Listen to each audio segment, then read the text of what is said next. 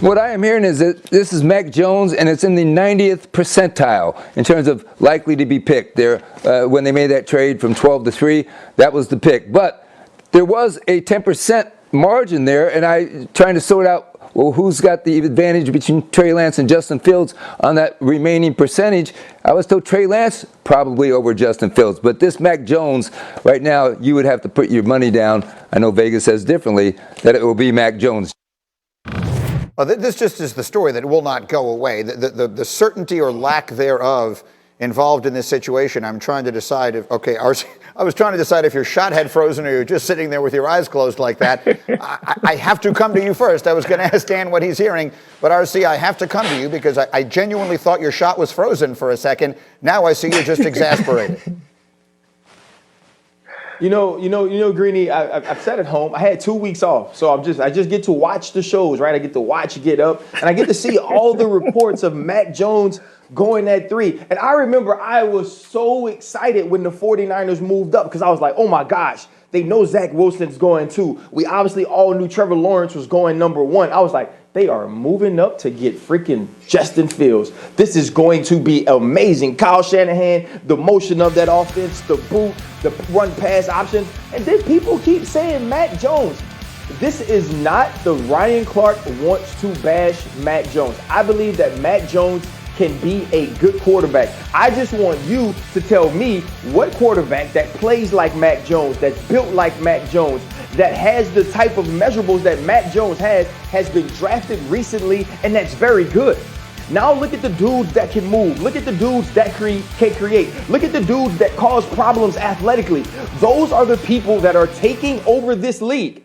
If you ain't 35, right, and you don't have that wisdom and that experience, you cannot be nope, take that back. If you ain't 43, you cannot be a statue in the pocket and be successful now. Which means if you ain't Tom Brady, you ain't supposed to go in the top 5 if you play like Mac Jones. So the fact that Mort can say it is 90% is crazy to me. When you make this move, Greeny, when the Prince on Cinderella, right, when he had the ball and he danced with Cinderella, he was not looking for another chick that could almost fit the shoe, Greeny. He wanted the shoe to fit her because she was the one. Mac Jones ain't the one. You don't do all that. You don't ride around the city to find a girl who wear 8.5 when the glass shoe is 8. Mac Jones ain't the third pick. That's where I stand. If the 49ers do it, I'm sorry. Go ahead. RC. Go ahead, Dad. RC, listen, you've been at home watching it. I've been a participant of this madness for the last 2 or 3 weeks. And you talk about the shoe. I'm telling these people, like, you got to understand, if Mac Jones is the guy, say you're a bachelor, you watch The Bachelor, if you have the guy, the girl, and you have your ring, and you purchase the ring, you're going to give it to that girl if you're locked into that girl and she's the one. If you entertain any other females, then you're not locked into her. She is not the one. You're not going to give her that ring. I've been trying to tell all of these analysts on Get Up that for the past 2 weeks. I said Justin Fields is in play. Don't believe what you hear. Believe what you see. Kyle Shanahan doesn't have any free time to just be flying across the country just to appease somebody to check a box. What else you gonna do, Justin Fields in Columbus. If he was going to give the ring to Mac Jones, he's not going to entertain any other women in this situation. No, he's entertaining these other players because they're in play. Because they gave up so much, RC, you will have to assume that Justin Fields is their likely pick.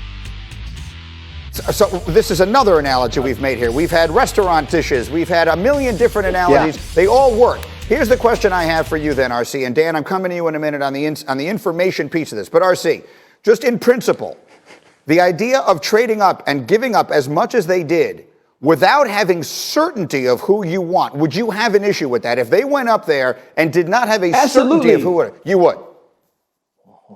Absolutely, Greeny. When you make that move, when you understand who the top 2 picks are going to be, and you make that move to number 3, you make that move knowing that you have your guy. You've had an opportunity to look at all the film. You've seen 2019. You've seen 2020. You know who that dude is. Who fits perfectly for you? Whose ceiling is the highest? Who can win the San Francisco? Like everything that John Lynch and Kyle Shanahan has done has been to build the perfect team, been to build the team that is in the likeness and the image of Kyle Shanahan. You know what completes that team?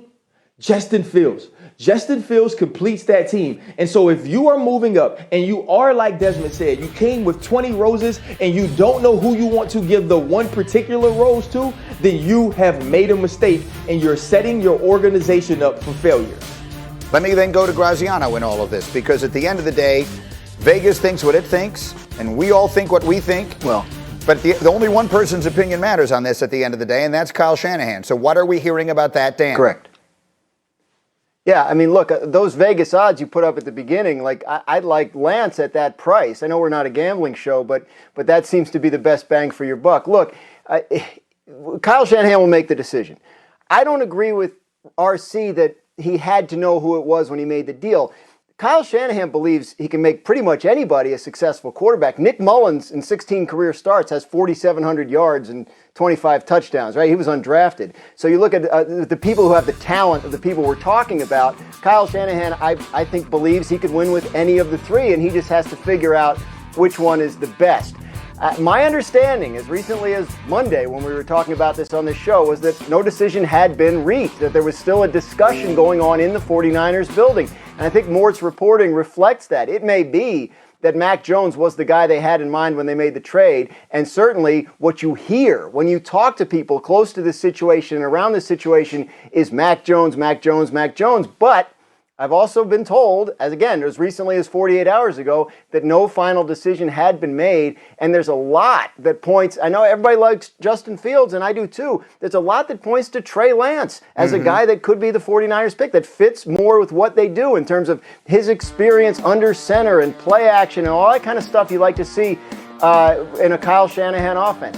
I go back to December when Josh Allen and the Bills beat Kyle Shanahan's 49ers, and Kyle said all kinds of great stuff before and after that game about what a quarterback like that with that kind of athletic ability offers an offense. And I keep thinking about Trey Lance when I think about those comments. Me too. Look, we're all over the board now because I've been saying all along I think Lance is the guy. We got all we will three. find out. We'll leave it there for the moment. I want to get to other things, but we will come back to this. Let's get to, how about them Cowboys? Dallas with the 10th pick in this draft. The big question heading in here is what will they do? The expectation, of course, is they will go defense because their defense was just horrendous last year. But here was Stephen Jones on 105.3 The Fan yesterday saying the team's options are relatively open. Certainly that's one of the Maybe now cops will know they don't get to just take our lives and it's okay. And maybe when yesterday comes and my daughter gets pulled over for doing something and my wife is crying on the phone and we're on FaceTime and she's asking the police officer, just please take care of my child. Tell me how I will see my child again. And that's all. And I'm not crying because my daughter's in the car crying. I'm crying because my wife is at the house crying because she is in fear that she will never see her again. That's black people. That's who we deal with every day. So for one day, we got relief. We got justice. We don't get to celebrate. This is not an opportunity to say how great it is, how great America is. America is not great again because it's never been great for us anyway. But I am grateful to those jurors. I'm grateful to the state of Minnesota for handling this in the way that they were supposed to. Please remember, they did nothing special. But justice was served for one day and for George Floyd and his family. Thank you for saying that, RC. Desmond, again, you have been with us through so much of this as well. I think our audience would just like to hear what thoughts you have today. Well, first, I'd like to thank RC for sharing his thoughts and opening his heart to us because that was, exactly what I was thinking, how I felt. But yesterday, RC, when I got the news, the first thing I did was I called my father, and he actually was out walking, so he hadn't heard the news. And I told him what had taken place, and I can just hear in his voice, something that I never heard before. And as a son whose dad is everything to him, that meant a lot. It just meant a lot. By